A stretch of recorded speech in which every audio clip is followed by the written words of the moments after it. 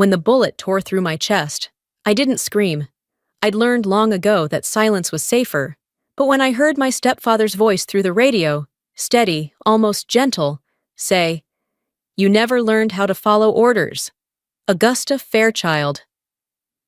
Something inside me shattered. He hadn't just tried to kill me that night.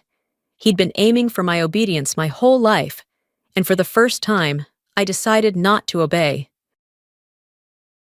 The forest was nothing but fog and headlights. My tires hissed over wet asphalt, the smell of pine thick in the air. Static flickered through the radio, soft, persistent, until it drowned out everything else. I turned the volume down, craving silence, when my phone buzzed on the seat beside me. Evan Marks. For a second, I thought I was hallucinating. That name hadn't crossed my screen in 20 years. My hand hesitated before answering, pulse hammering in my throat. "It's been a long time, Gus," he said, his voice low and calm. "You still drive alone at night?" I gripped the wheel harder, my knuckles white. "What do you want, Evan?" He chuckled softly, the sound scraping against old memories. "Just wanted to know if my little soldier still remembers how to follow orders." The words hit harder than the cold air seeping through the cracked window. Before I could hang up, a thin red beam swept across my steering wheel, steady, unblinking. Then came the gunshot. Glass exploded. The world tilted. Metal screamed as my car spun off the road, plunging into the ditch below. My shoulder burned, something hot and sharp tearing through flesh. Smoke filled the cabin, gasoline, blood. The radio crackled again, whispering back the only thing I could manage to say before everything went black. "This wasn't random," I breathed, tasting iron. "He sent someone." And then there was nothing, only silence, and the faint echo of his voice, reminding me that monsters don't always stay buried in childhood. I still dream about that house on the hill, where everything had to stay in perfect order.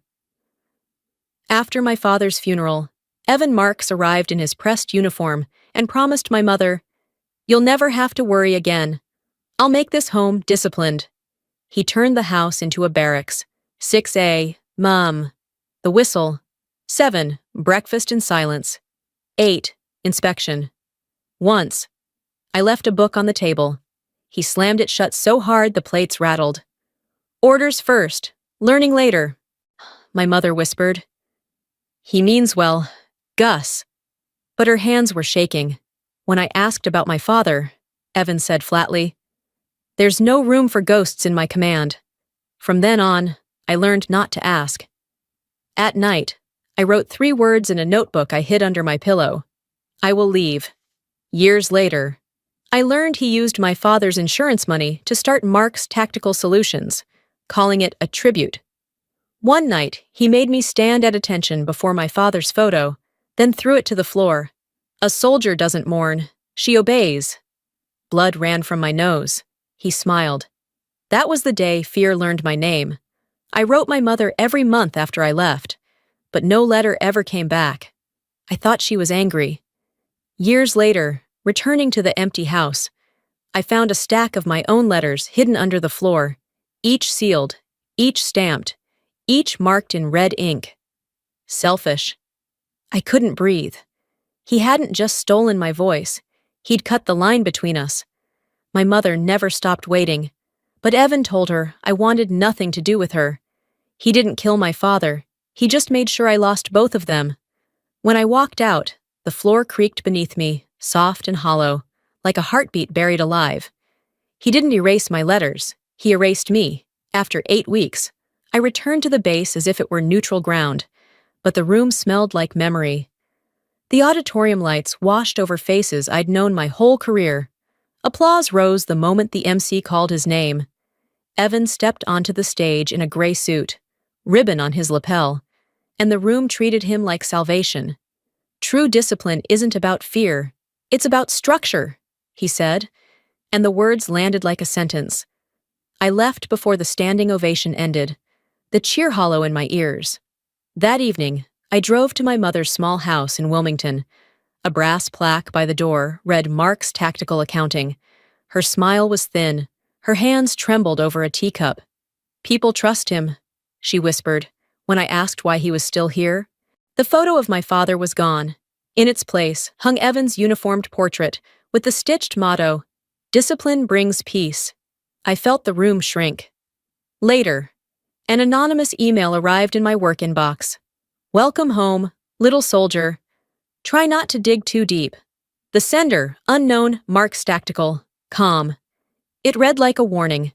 I realized the line between my past and my present had been braided by his reach. Into my mother, into the base, into the life I thought I'd built. I started pulling records in the dark archive, heart pounding so loud it drowned the hum of the servers. There it was, a transfer dated June 2nd, $9,800. Training support fee, routed from my mother's account to a shell linked to Mark's Tactical. The beneficiary name cut through me. Clint Barker, Retin Sniper. The date matched the week before I was shot. My mother's eyes filled with the old, practiced fear when I showed her the printout. "He said it was for equipment," she murmured. "Please don't make him angry." I rifled through a dusty box labeled Field Contracts and found a faded photo, Evan with a ring of men, caps embroidered with Fort Liberty's insignia. Barker was in the back, jaw set, face I'd seen once in a hospital after the shooting. When I exported the files, the monitor blinked and a blue warning flashed. Unauthorized access. Logged by E.M. He knew I was looking. He always knew. I stayed at the base long after everyone left, the hum of the servers louder than my thoughts. When my phone lit up on the desk, the message was short, surgical. "You should have stayed off my radar." 10 seconds later, it vanished. No number, no history, no trace. Sleep never came that night. By morning, I was standing inside the FBI field office at Fort Liberty, clutching my phone like a piece of evidence that no longer existed. They listened, nodded, filed a report for federal employee threat, and the room went quiet when I said his name. Evan Marks. One agent cleared his throat and said softly, "He's got powerful friends. Ma'am, be careful not to make this political."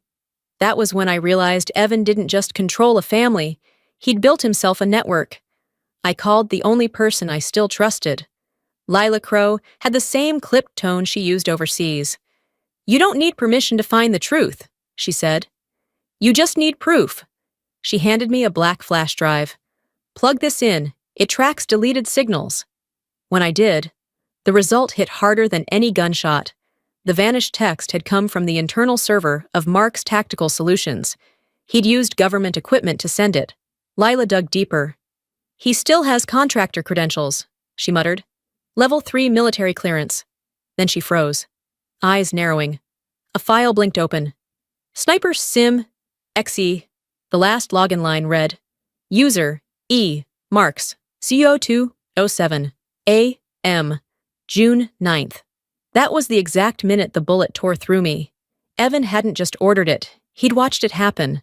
The thought left a chill under my skin that no uniform could hide. He called 2 days later, voice calm, almost kind. "Your mother misses you.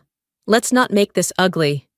I agreed to dinner, not for peace, but to see the man who thought fear was still my leash. The house looked the same. The warm light, the polished table, the smell of old wood polish trying too hard to mimic comfort. My mother smiled like someone bracing for recoil. Evan poured wine and asked, "Do you still check every mirror before sleeping?" He remembered every habit he'd trained into me, every surveillance pattern disguised as concern. When he lifted his glass, the reflection from his watch painted a thin red dot across my neck. My pulse jumped before I could stop it. He noticed. "Still afraid of light, little soldier?" I met his eyes. "Only when it comes from you." The silence that followed felt heavier than the years we'd lost. The clock ticked like a countdown. As I stood to leave, I bent slightly, sliding a recorder under the table's edge.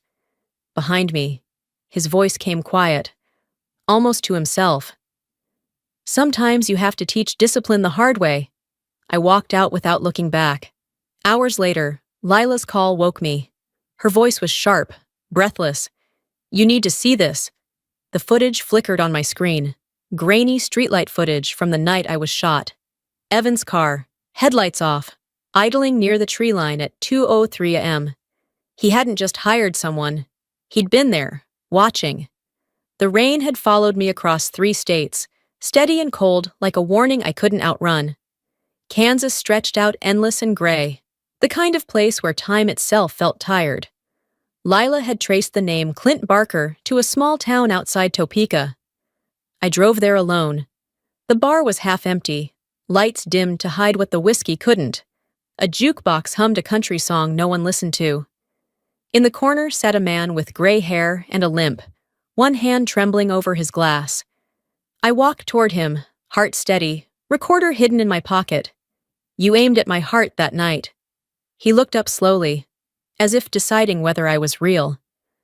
I was told it wasn't to kill, he said after a moment. Just to scare. I didn't blink. Who told you that? He sighed, stared into his drink. He said, she needs to remember who's in charge. So I aimed high. And if I had died? Barker's jaw tightened.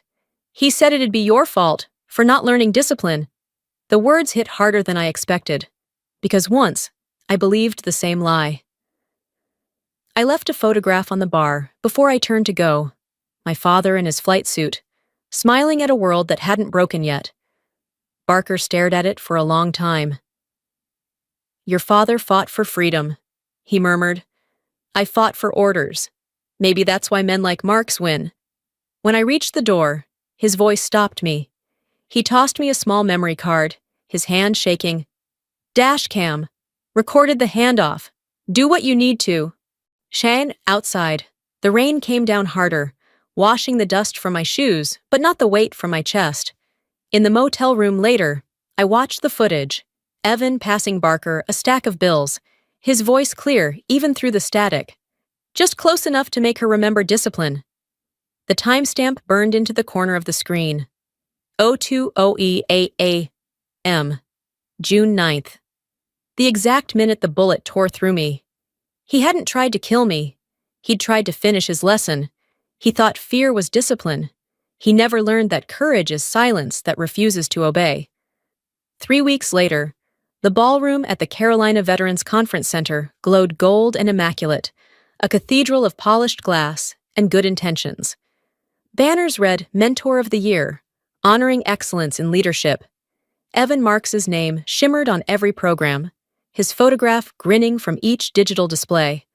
I stood at the back of the room, a dark silhouette against the glittering crowd. The air smelled of champagne, starch, and self-congratulation. Men in medals shook hands. Their wives whispered over dessert. No one saw the tremor running beneath my stillness. Beside me, Lila adjusted the comms earpiece under her hair. Foster waited 2 rows ahead, arms folded, jaw tight. We'd rehearsed this a dozen times, but nothing could steady the weight of what was about to happen. The lights dimmed. The host's voice rang out, proud and rehearsed. Tonight, we honor a man who has redefined mentorship, service, and the American spirit, Mr. Evan Marx. Applause erupted like gunfire. Evan took the stage with practiced grace, every step controlled, every smile calculated. He paused before the microphone, scanning the crowd as if basking in his own creation. Leadership isn't about control, he began, voice rich and steady. It's about family. A polite murmur of approval followed. I moved slowly down the aisle, hands loose at my sides. He continued, preaching the same sermon he'd always used to hide his cruelty. Because family, he said, smiling, teaches discipline through love. That was my cue. The giant screen behind him flickered, light shifting from gold to gray. For a split second, the audience thought it was part of the presentation, until the image sharpened. A parking lot. Headlights cutting through the dark. 2 men standing near a car. Evan's voice came through the speakers, cold and unmistakable. Just close enough to make her remember discipline. The room fell silent. The applause died mid-motion. Evan turned, his expression cracking as the footage played again. The envelope of cash visible in his hand, the date stamp glowing in the corner. June 9th, 0201 a.m. Every camera in the hall was pointed at him now. Foster stood, his badge glinting under the lights. Two federal agents moved through the crowd, quiet but deliberate. Evan spun back toward the microphone, voice breaking. "She's lying! This is fake! She's unstable!" I stepped forward. The click of my heels the only sound in the room. I stopped beside the stage and looked straight into the lens of the main broadcast camera. "Family doesn't hire a sniper," I said, voice calm, steady. "They hide behind medals and call it love." He lunged toward the mic, but Foster's hand was already on his shoulder. "No, Evan," I said softly. "I just stopped obeying." He struggled, shouting something about loyalty, about betrayal, about how I owed him everything.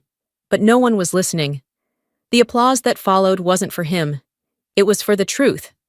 As the agents cuffed him, a red strobe from the police lights outside washed through the windows, cutting across his wrists. For a second, it looked like the laser sight that had once marked my chest.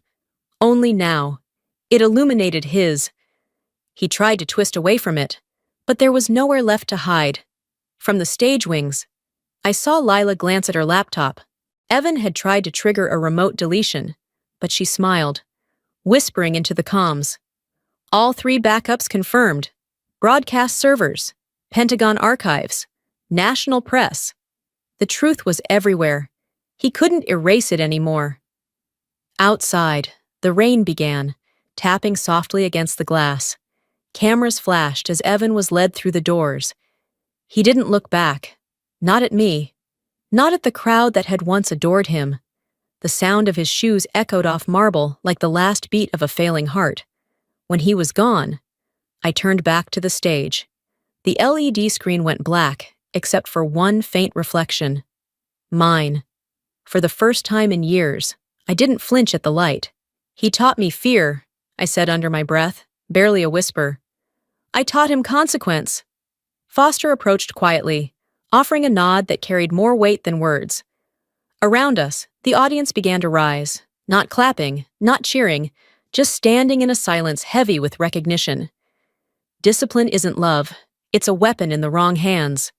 And tonight, for once, that weapon was no longer his. The lights dimmed again, and in the dark, I felt something I hadn't in decades. Not victory, not revenge, but release. The kind that only comes when truth finally stands taller than the man who tried to bury it. 8 months later, the world had gone quiet again, this time in the right way. I handed in my resignation, folded the uniform that once defined me, and left the base without ceremony. There was no anger left, only the strange stillness that follows when the noise finally ends. A letter from my mother waited in the mailbox of the small apartment I was renting in Port Townsend. Her handwriting trembled across the page. "I was silent for too long. I thought silence kept us safe. I was wrong." I read it once, then struck a match. The paper curled in on itself, the ink turning to smoke before drifting through the open window. I didn't burn it out of hate. It was cleansing, not destruction. Some ghosts deserve light only once before they fade. Now my days start with the sound of the tide. The house I rent sits on a bluff overlooking the ocean, with an old wooden porch that creaks when the wind moves through it. That's where I teach my survival class, Project Compass, a handful of women, all veterans, all learning how to breathe again. Leah, one of the newer ones, lingers after class. Her voice is small when she says, "You ever get tired of fighting?" I smile, passing her a compass from the supply box. "I stopped fighting," I tell her. "I started teaching." She hesitates, then confesses that her ex-husband once tracked her car through a hidden GPS chip. I show her how to find it, how to remove it, how to make sure the signal never comes back. When she leaves the porch, she walks toward the shoreline without glancing behind her. I watch until the ocean swallows her silhouette. That's how I know she's healing. She doesn't need to look back anymore. The sky shifts into the color they call the blue hour, the moment between night and day, when everything feels both alive and weightless. The wind carries salt and laughter from the group still training below. For the first time, silence feels like company, not punishment. I touch the small scar under my collarbone, the faint reminder of where the bullet entered. The sun lifts over the horizon, and I open my journal, writing the only truth that still matters. At 2 a.m. that night, a bullet almost stopped my heart. Instead, it started it over. The waves rise and fall like steady breath. The porch groans, and I let the quiet surround me. Not the kind of silence Evan taught me, but the kind I chose for myself. Soft, free, and finally alive.